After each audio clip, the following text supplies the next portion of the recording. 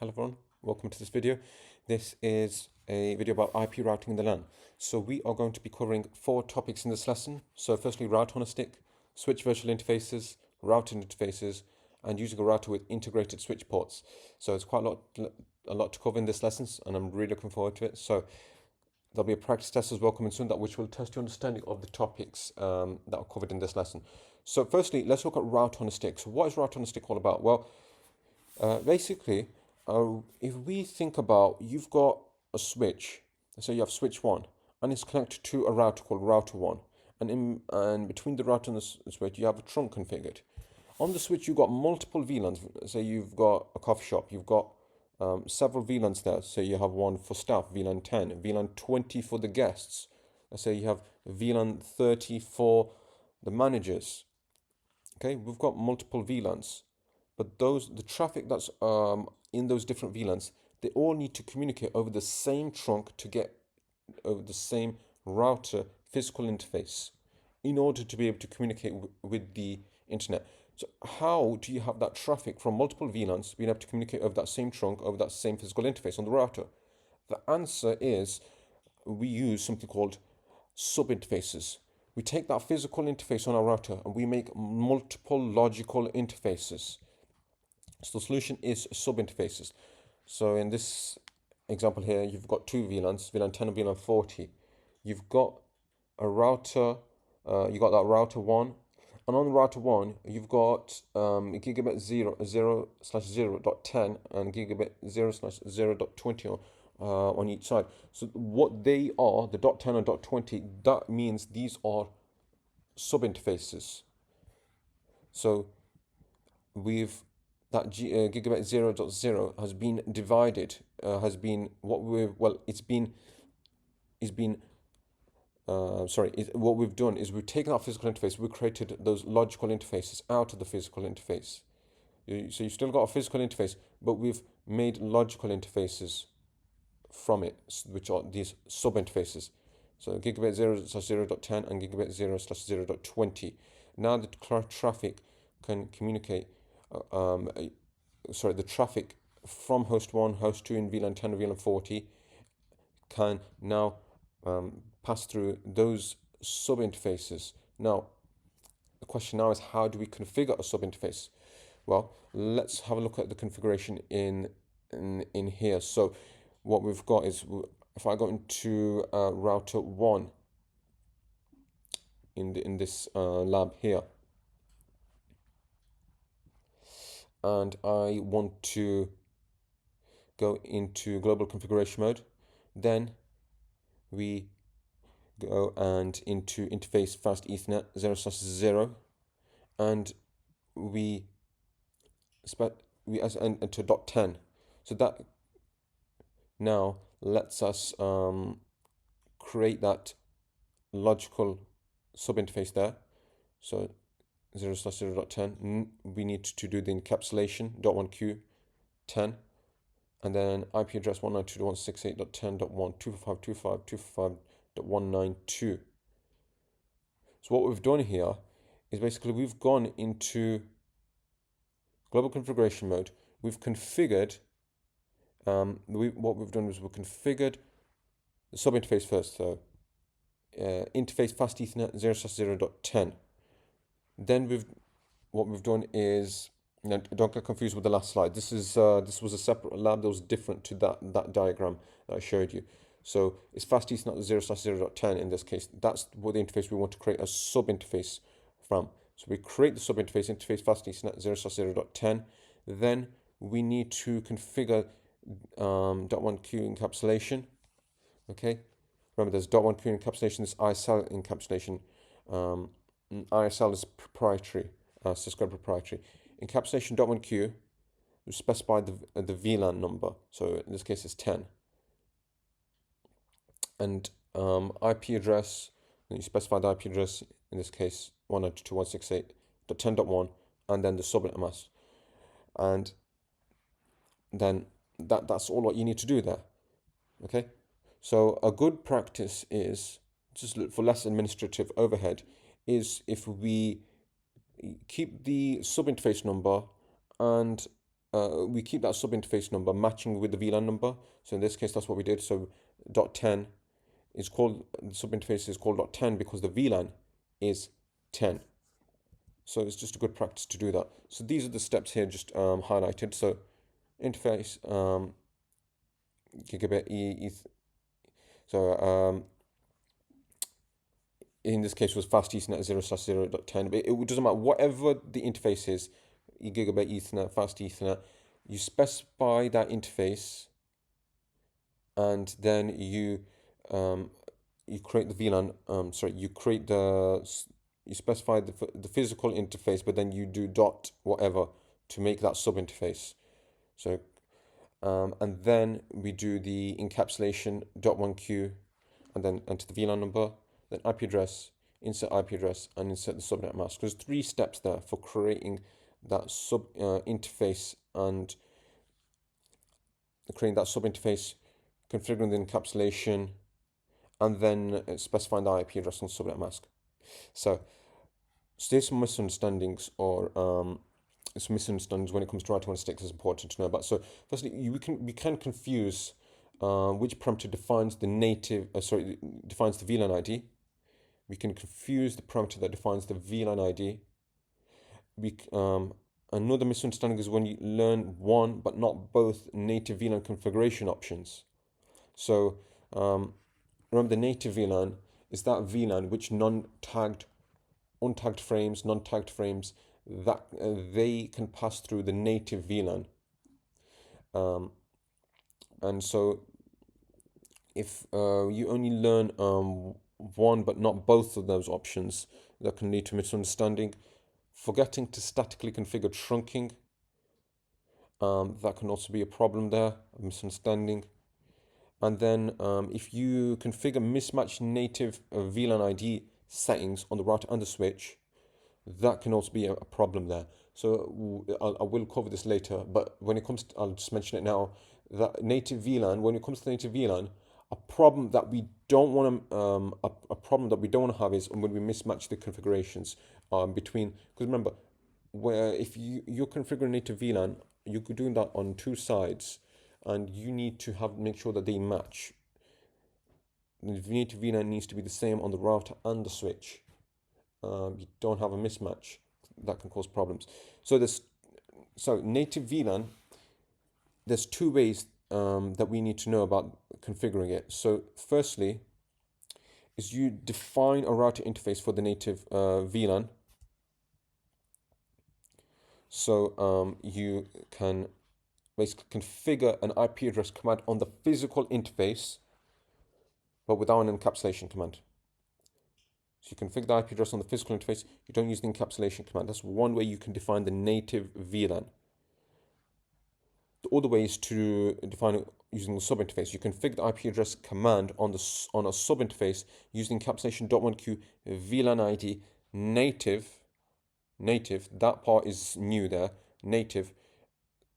Use this chain of commands here to tell the router both the VLAN ID, that hey, this you're basically telling it the VLAN ID and telling it that this is the native VLAN as well. So specifying the VLAN and you're saying, hey, this, by the way, this is the native VLAN. This is the native VLAN. So that's another thing to keep in mind there. So let's look at the configuration of the native VLAN on a physical interface. So let's go into router 1, enable, then we go into global configuration mode, interface fast Ethernet 0/0. Okay, we're doing this is physical interface this time, physical interface configuration. So IP address 192.168.10.1 245.245.245.0, and so that's one way you can configure the native VLAN. That's on the physical interface. And now let's have a look at configuring on the sub interface. So again, enable, go into global configuration mode, So remember this, so you got physical interface and sub-interface configuration. So interface fast Ethernet 0/0.10.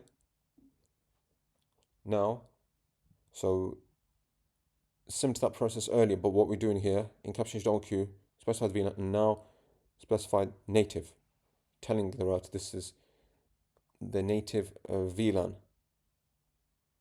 Number 10, IP address, specify the IP address 192.168.10.1, then the subnet mask, so /24.25.25.25.0.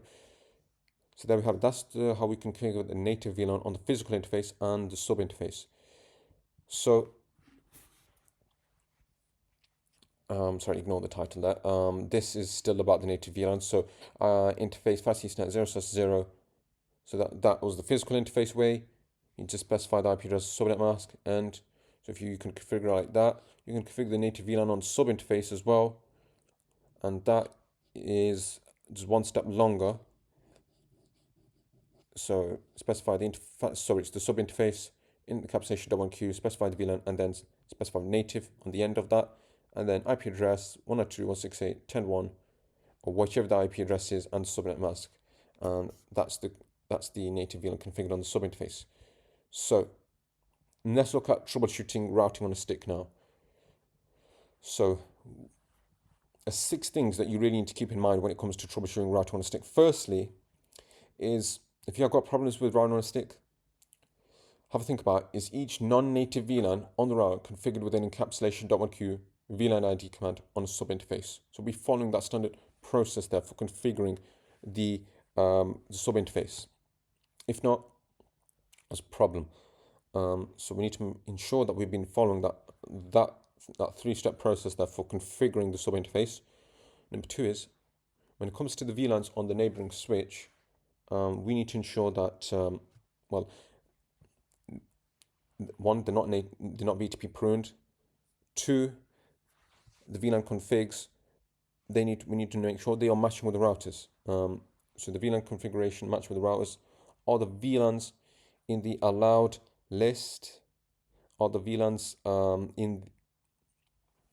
the VLANs not spanning tree blocked? These are all things we need to think about when it comes to the VLANs on the neighboring switch. Okay, so are they not we need to make sure they're not VTP pruned. The VLAN configs are matching with the routers. The VLANs are in the allowed list, and the fact that they're not spanning tree blocked as well. So 4 things there. So I think these two, those 2 were that's just been repeated there. So 4 things when it comes to the when step 2 here, or troubleshooting step 2, when it comes to think about the VLANs on the neighboring switch. So let's look at step 3. So is each sub-interface IP address and mask configured as per the planned configuration? Very important, check out plans, make sure the IP address and masks are the ones that were supposed to be configured. Because that's an administrative issue, administrative mistake. That can happen, and that's and these things can happen. It can be just human error, but we need to make sure that we're checking that and we correct this if that's the problem. Number 4 is the native VLAN, is that being used? And if it is the config correct? Number 5, is the same native VLAN configured on the neighboring switch's trunk? Like I was saying earlier, we need to make sure that the VLAN, native VLAN matches on both sides, the router and the neighboring switch is trunk. So, and lastly, has someone shut down the physical interface or the sub interface? So there's 6 things that we need to think about when it comes to troubleshooting routing on a stick. So just to emphasize, we want to make sure, you might recognize this whiteboard, this was from one of the earliest videos I made, but the native VLAN is very important. That is, we make sure that it's the same on both sides. Okay, so because it's a frequent mistake actually not to match the native VLANs when we're configuring H.1Q trunking between the router and the switch that's configured. Now, troubleshooting routing a stick. These are the 6 steps, just they're written out again. Verifying routing on a stick. So So it's best we use show IP route connected and show VLANs to verify the routing on stick configuration. So it's best we use show IP route connected and show VLANs commands to verify our routing on a stick configuration. We need to remember that the subinterface state somewhat depends on the physical interface. Okay, I'll say that again. We need to remember that the subinterface state somewhat depends on the physical interface. So if an engineer administratively shuts down the physical interface, then the subinterface is also going to go to that administratively down state. It's like you've got a build. It's like sub interfaces are like floors on a building, and the physical interface is the infrastructure. Is actually the foundation. Without a foundation, the building collapses. So the sub interfaces will basically are going to go down with the physical interface if we do shut down administratively shut the physical interface. But also, if someone were just to not administratively shut it, but just do something that would cause that physical interface to shut down, like just yanking out the power cable out or something, that would cause both the physical and sub interface to go in a down state. But sub interface states can be managed independent from the physical interface status. But some things like shutting down administratively shutting down the physical interface, or just causing that physical interface to go down, like pulling the power cable out, or just pulling the Ethernet cable out, and that can cause both to go down.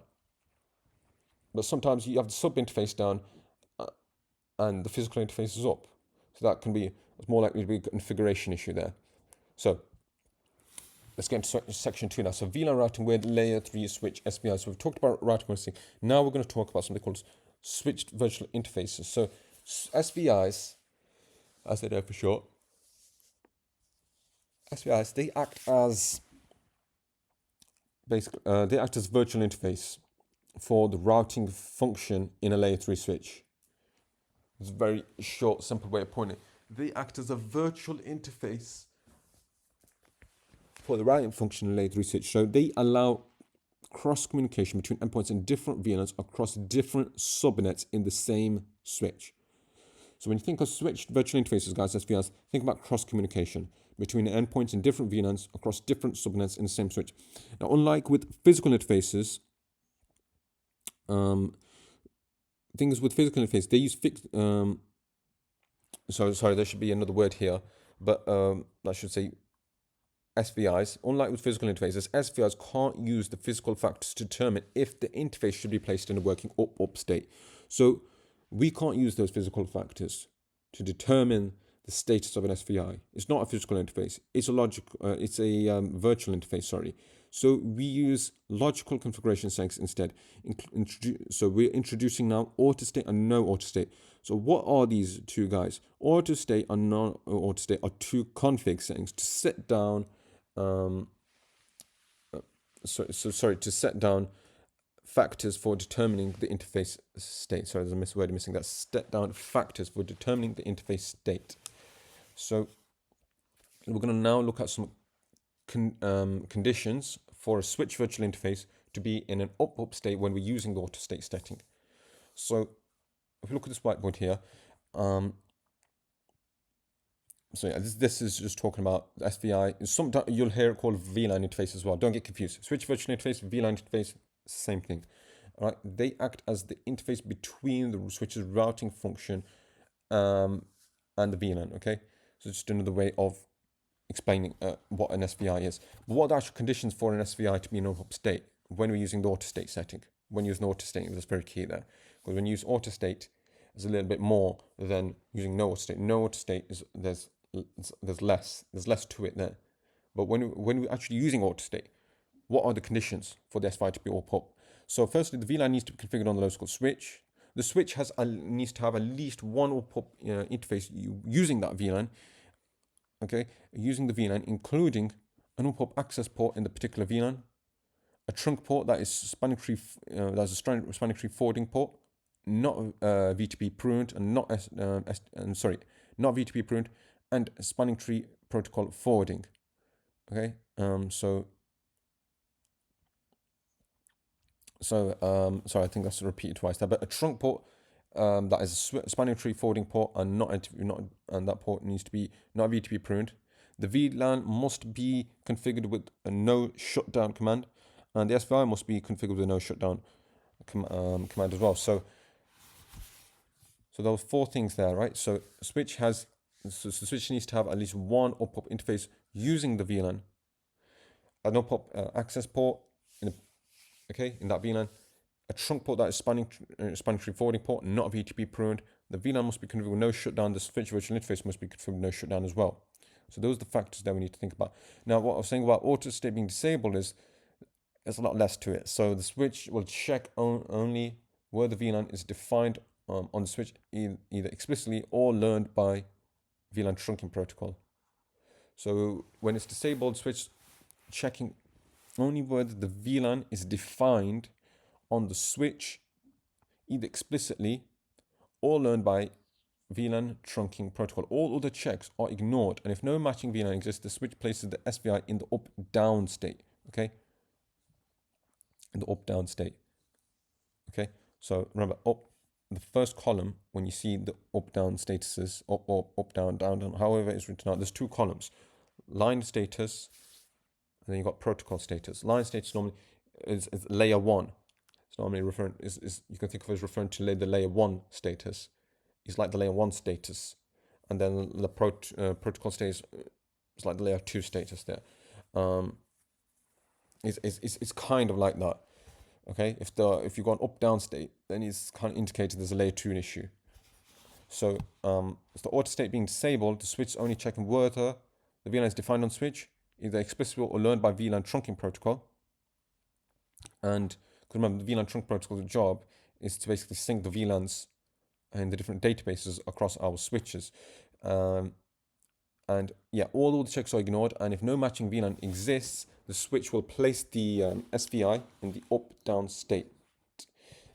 Okay, so that's auto state, no auto state, right? So 2 config settings to set down factors for determining the interface state. Okay, so that was conditions there. Conditions for when we have auto state enabled and disabled for determining that status there of the. So now what we need to remember is that before we configure an SVI, we need to show that IP routing is supported and enabled. Supported and enabled, really emphasizing that. So because firstly was one thing to have IP routing supported, okay? Because older switch models, older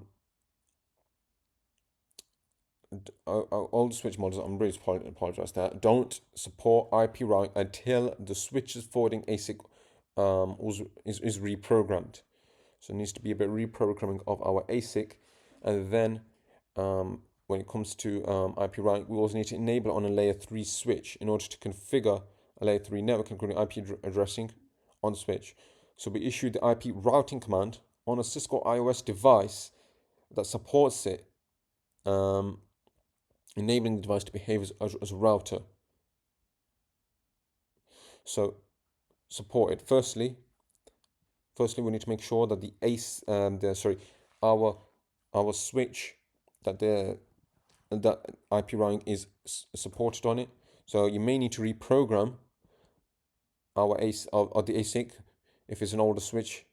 Okay, the new switches that are coming out today, they generally speaking, to the best of my knowledge, that they will support IP routing just off the bat. You don't need to actually do any pre-programming to get IP routing on them. Okay, so there's no reprogramming there to support it. But older switch models, you need to keep that in mind. Then enabling IP routing. Okay, so we issue that IP routing command on the Cisco iOS device, and that will enable the device to behave as a router. Now, VLAN routing with layer 3 switch routed ports. So section 3 now. routed interface implementation of switch. Okay, so what we can have is, if you've got a layer 3 switch, I'm talking about, not layer 2 switch, layer 3 switch that can do routing functions. If you make the layer 3 switch configuration, that can make a physical switch interface act like a router. And it's so simple to do that, because what we need to do is we need to issue the no switch port command on the physical interface, configure the IP address on the physical interface, and that will turn it into a routed port. Okay, so and I really want to emphasize this: please don't try and use show interface status to view information about routed ports. That's not going to help you. Routed ports, basically, they work better on point-to-point links between two devices that perform routing. All of the topologies, please use a switch virtual interface, okay? So routed ports work better on point-to-point links between two devices that perform routing, and for all of the topologies, please use an SPI. So this is the best, this is where we should be using it, point-to-point links between two devices. That's, okay, as cool as routed ports are, that's where we use them, is those point-to-point links between two devices. Layer 3 Ether channels. So layer 3 Ether channels. So Ether channel is what we use. If you remember, layer 2 Ether channel, covered this last year. But layer 2 Ether channel allows us to bundle our multiple physical interfaces into one logical interface. Now, what we're doing with layer 3 Ether channel is something similar, and the configuration is quite similar. So firstly, let's go into this lab here. We've got two switches, and what we're doing now is let's go into privilege exec mode, global configuration mode, interface range, fast Ethernet 0/1 to 4. And now what we're doing is no switch port. Okay, come out of that. Let's do the same thing again here. So on our second switch here, interface fast Ethernet, interface range fast Ethernet 0/1 to 4. There's a bit of an error there. Let's correct that. So what we've done is interface range is really cool because we can specify multiple interfaces. You don't have to go interface fast Ethernet 0/1 and then do no switch port, and then go into interface fast Ethernet 0/2, no switch port, and interface fast Ethernet 0/3, no switch port. And you don't have to do it like that. You can just specify all the interfaces that you want to configure at once, and then no switch port. So we've configured no switch port on them now. What we've done now is to make these into all these interfaces now have become routed ports now. But when it comes to layer 2 and layer 3 Ether channel, they're quite similar, the configuration part. So what we're doing is, when we configure what we want to do now is we take the those interfaces, okay, we've turned them into routed ports. We now want to make them into one logical port channel now. Okay, so channel group 1 mode passive. Once that's done now is we've said, look, say switch, I want to create a port channel. Okay, port channel 1, and I want to make that in LACP passive mode. Remember, you've got passive and active mode in LACP. Passive and active. With PAGP we use different terms. Okay, but LACP is active and passive. So we've created now a port channel. Okay, so first we turned those ports, interface fast Ethernet 0, 1, 2, 3, and 4. We made them into routed ports, and now we've made one port channel out of those routed ports now. Okay, and configured it in an LACP passive mode. So we must enable IP routing on a layer 3 switch in order to configure a layer 3 network, including IP addressing on the switch. And we issued the IP routing command on a Cisco OS that supports it and enables the device to behave as a router. So we issued the IP routing command on a Cisco iOS device that supports it, and that enables the device to behave as a router.